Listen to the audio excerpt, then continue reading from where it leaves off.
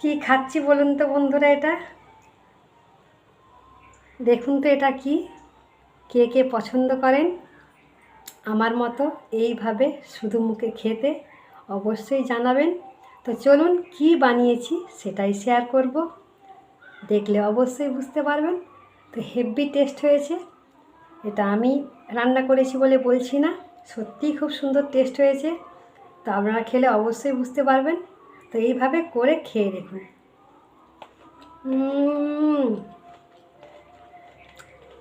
আমার তো ভীষণ ভালো লাগে এইভাবে বসে বসে তরকারি খেতে। তো আপনাদেরকে এইভাবে ভালো লাগে আমার মতো তরকারি খেতে? তো চলুন কীভাবে বানিয়েছি শেয়ার করে দিই। হ্যালো গাইস, সবাই কেমন আছেন? আপনারা সবাই ভালো আছেন, আমিও ভালো আছি। তো ভাবছি যে আজকে আপনাদেরকে একটা রেসিপি শেয়ার করব, সেটা খুব ইজি আর ঘরোয়া পদ্ধতিতে। তো ছোটোবেলায় অনেক খেয়েছি ঠাকুমার হাতে, মায়ের হাতে।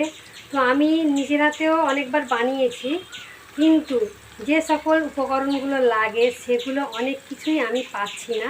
তবুও ভাবলাম বন্ধুদেরকে শেয়ার করি, যা সবজি আছে সেইগুলো দিয়ে একটা বানিয়ে দেখাবো। তো চলুন, প্রথমে আমি কুমড়ো শাক কেটে নেব আর দেখাবো আজকে কুমড়ো শাকের রেসিপি আমার মতো করে। এই দিকটা অনেক কুমড়ো গাছ আছে, তো ভেবেছিলাম যে কুমড়া হবে, কিন্তু কুমড়া কিছুতেই হচ্ছে না। তো ওর বাবা বলল কিছু কিছু ডালপালা কেটে কেটে খেয়ে নাও, কারণ মনে হচ্ছে কুমড়ো হবে না। কারণ কি হয়েছে, মেয়ে ফুল হচ্ছে কিন্তু পুরুষ ফুল হচ্ছে না, যার কারণে কুমড়োগুলো হচ্ছে না। তো চলুন কুমড়োর ডগাগুলো কেটে নেবো। তো এখান থেকে আমি কিছু কালেকশান করে নেব। এই দেখুন, এই কুমড়ো দেখতে পাচ্ছেন পচে গেছে। তো এইখান থেকে আমি একটা ছোট্ট করে ডাল কেটে নেব।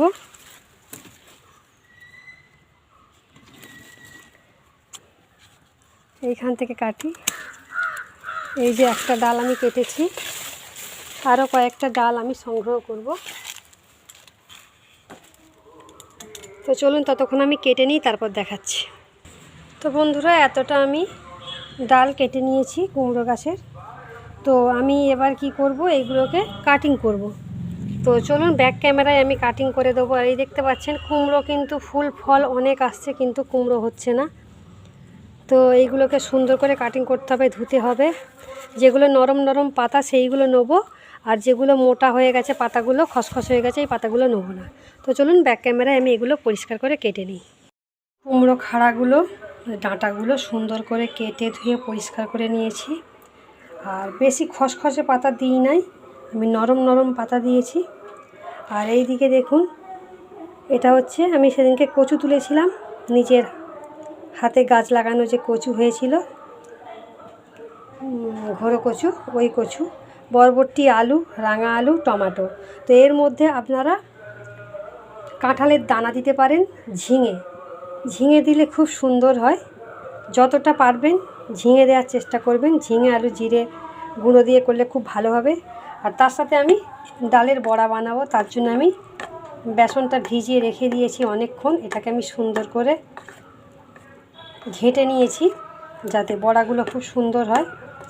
তো আর এই দিকে দেখুন, এইদিকে আমি জিরে ভাজছি, জিরের গুঁড়ো লাগবে, সেই জন্য অল্প করে আমি জিরেটা ভেজে নিচ্ছি। তো এটাকে আমি গুঁড়িয়ে নেব, তারপর আমি বড়াটা ভেজে নেব। তো চলুন বড়াটা আমি ভেজে নিই, তারপর দেখাচ্ছি। তো আমি কালো জিরে আর মৌরি কিছুটা দিয়েছি, এটাকে আমি দিয়ে ভালো করে সুন্দর করে ঘেঁটে দিয়ে একটা একটা করে বড়া বানাবো। তেলটা এদিকে বসিয়ে দিয়েছি, গরম হয়ে এসছে প্রায়। তো আমি চামচের সাহায্যে ছোট্ট ছোট্ট করে বড়া বানিয়ে নেব।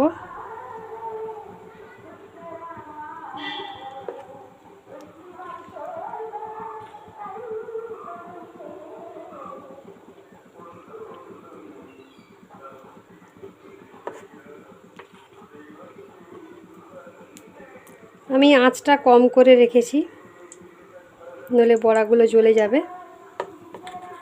তো আমার এক হাতে ক্যামেরা ধরতে আর এক হাতে বড়াগুলো দিতে খুব অসুবিধা হচ্ছে। তো আমি প্রথমে দিয়ে নিই, তারপর দেখাচ্ছি কি দাঁড়ায়। তো দেখুন আমি অল্প অল্প করে দিয়ে করছি, আর বড়াগুলো কি সুন্দর ফুলেছে দেখুন। আর এইটা আমি ফরচুন বেসন দিয়ে করছি। ফরচুন বেসনটা খুব সুন্দর হয়। আমি লুজ বেসন কিনতাম, কিন্তু লুজ বেসন অতটা সুন্দর হয় না, যার জন্য আমি ফরচুন বেসনটা কিনি।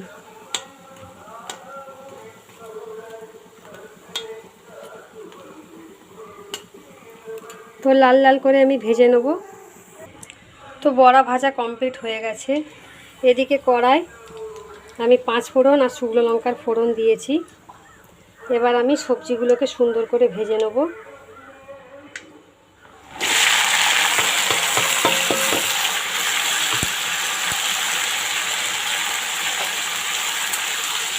তো এত বড়া বানিয়েছি, আমি এত বড়া দেবো না, আমি পরিমাণ মতো বড়া দিয়ে বাকি বড়া আমি রেখে দেবো সন্ধ্যাবেলা মুড়ি দিয়ে খাওয়ার জন্য, দারুণ লাগবে।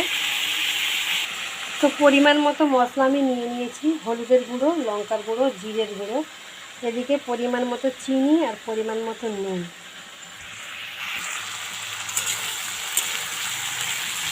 তো সবজি ভাজা চলছে, এখনও খানিকক্ষণ ভাজবো, যতক্ষণ না একটু গাটা লাল লাল হচ্ছে ততক্ষণ ভাজতে থাকবো। তো গাইস দেখতেই পাচ্ছেন যে সবজিটা অনেকটা ভাজা হয়ে গেছে।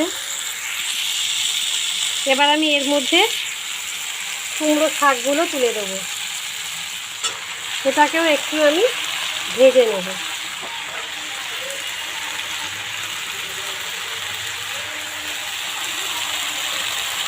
তো গরমের সময় এই কুমড়ো ডাঁটা খেতে খুব ভালো লাগে, মুড়ি দিয়ে খেতে পারেন, শুধু মুখে খেতে পারেন, ভালোই লাগবে, খারাপ লাগবে না। আমার তো পছন্দ, যে কোনো ডাঁটা চেবাতে আমার ভীষণ ভালো লাগে। তো আমি এবার এর মধ্যে মশলা দিয়ে দেবো, মশলা দিয়ে সুন্দর করে কষিয়ে নেবো। খুন্তিটা পড়ে যাচ্ছে, মনে হচ্ছে কুটুম আসছে। এই দেখুন সব কিছু দিয়ে দিলাম একেবারে। তো এটাকে সুন্দর করে নাড়াচাড়া করে দিয়ে এর মধ্যে জল দিয়ে দেবো। কড়া সরে সরে যাচ্ছে, তো আমি নাড়াচাড়া করে নিই সুন্দর করে, তারপর দেখাচ্ছি। তো মশলা দিয়ে সুন্দর করে নাড়াচাড়া করে দিয়েছি। এবার আমি এর মধ্যে পরিমাণ মতো জল দিয়ে দেবো। এই জলটা একটু কম আছে, আমাকে আর একটু জল দিতে হবে। তো পরিমাণ মতো আমি জল দিয়ে দিয়েছি। এটাকে আমি 10 মিনিট সেদ্ধ হতে দেবো। আর এর মধ্যে একটা ঢাকনাও দিয়ে দেবো, যাতে ডাঁটাগুলো বরাবর সেদ্ধ হয়ে যায়। আর আমি এখন এর মধ্যে বড়া দিচ্ছি না, বড়াটা আমি একটু পরে দেবো, কারণ এখন দিলে একদম। তো আমি ঢাকনা খুলবো।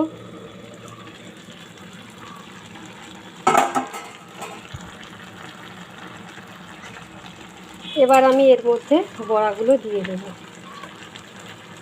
বেশি দিলাম না, এই কটা দিয়েছি। আমি একটু সুন্দর করে নাড়াচাড়া করে দেবো ব্যাক ক্যামেরায়। তো আমি সুন্দর করে নাড়াচাড়া করে দিয়েছি, আমি ফের ঢাকনা দিয়ে দেবো। জল কমে গেছে, একদম শুকনো হয়ে গেছে। এটাকে আমি একটু নাড়াচাড়া করে দেবো ব্যাক ক্যামেরায়। তো সব কিছু আমি সুন্দর করে নাড়াচাড়া করে দিয়েছি। আমি একটু টেস্ট করে দেখব যে নুন ঠিক হয়েছে কি, ডাঁটাগুলো সেদ্ধ হয়েছে কি, একটু টেস্ট করে দেখতে হবে আমাকে। তো বন্ধুরা, আমার যেন মনে হচ্ছে একটু নুন কম লাগছে, কিন্তু দেবাঞ্জনার বাবার জন্য ঠিক হবে, কারণ ওর বাবা বেশি নুন পছন্দ করে না। তো চলুন এটা নামিয়ে নেবো, আমি আর নুন দিচ্ছি না। তো সেদ্ধ হয়েছে, ডাঁটাটা খুব ভালোই সেদ্ধ হয়ে গেছে। নামিয়ে নিয়ে কথা বলছি। তো আমি নামিয়ে নিয়েছি একটা পাত্রে, বড় পাত্রে নামিয়ে নিয়েছি। তো চলুন আপাতত টাটা, বাই বাই সবাইকে। সবাই ভালো থাকবেন, সুস্থ থাকবেন, নিজের প্রতি খেয়াল রাখবেন, আর খুব সহজে বানিয়ে নেবেন কুমড়ো খাড়ার চচ্চড়ি। তো আপাতত রাখছি, পরে আবার দেখা হবে নেক্সট একটা ব্লগে।